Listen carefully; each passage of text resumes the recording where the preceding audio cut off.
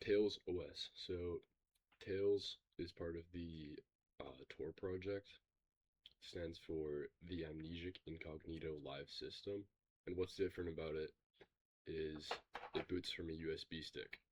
So you download it like you'd flash any ISO or disk image with Rufus if you're on Windows, DD if you're on Linux, and it doesn't touch any storage, so it doesn't write to any files. The entire operating system just works through RAM, and so it's built so that when you shut it down, it forgets mostly everything that happened during that session. It doesn't write to any files, doesn't save browser data, app data, settings aren't saved.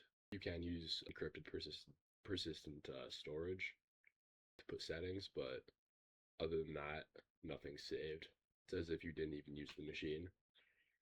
All browser traffic's routed to the Tor network. Alright, so Tor hides the direct connection between you and the website or server that you're visiting. Tor, it's part of the Tor project, as I mentioned before, which is a non-profit organization. So usually without Tor, your connection is you sending your packets to your ISP, which sends them to the website. Then it also goes in reverse. The thing is, since this whole interaction goes through, your ISP can see everything that you're doing. So say you sent something really secret. Your ISP can see that. You don't want that. Now with Tor, your traffic's gonna be routed through relays. So it goes you relay to the website. Usually the first one's called the guard relay, and the middle one's called middle, and this one, the last or third one's called exit. So say you, and I think I also forgot the ISP. So the ISP can only see the IP of the guard relay, and the guard relay can only see your IP. So the middle relay can only see the IP of the exit relay and the guard relay. And then the exit relay can see the website. The website can only see the exit relay. So every relay only knows where it's going and where it came. So it's really hard for someone to trace you. This is called onion routing because every step is wrapped in multiple layers of encryption. The installation is super easy. It's just like how you download any other operating system. Go to tails.net. I'm on Windows right now, so I'm going to select Windows and then go down. You're going to download this file. I already downloaded mine. And then, so you can see Tails right here. And now we're going to use a tool named Rufus. We can see Rufus here. So I'm going to get my USB here and plug it into my computer. Oh, it's a new version. Actually, you know what? No, I'm not downloading that. Right now I've got a Kali Linux disk image on this USB, so I'm gonna select it. This can be either, and then I'm gonna select the Tails download, and we can just say start. So if you have anything on the USB, you're gonna wanna back that up somewhere. You're gonna destroy all the data. That's just gonna take a second. All right.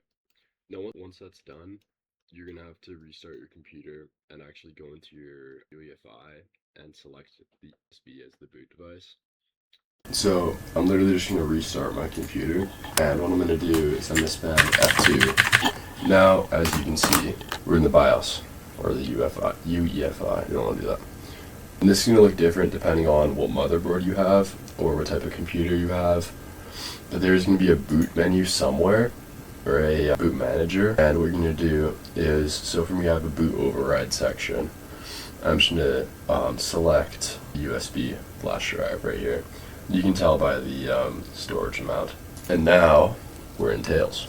This is just kind of the basic Linux kernel initialization. Might take a minute for your first time.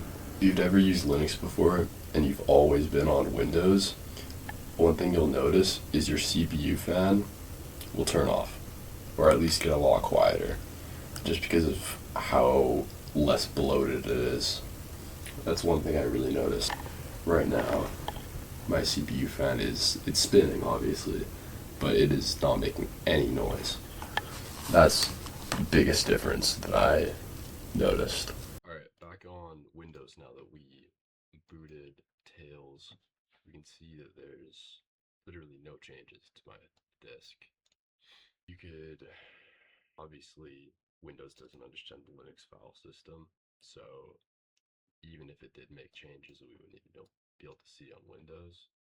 But You can see there's literally no change in the bytes. So there you guys have it. Tails, the untraceable operating system that boots from the USB. Pretty interesting.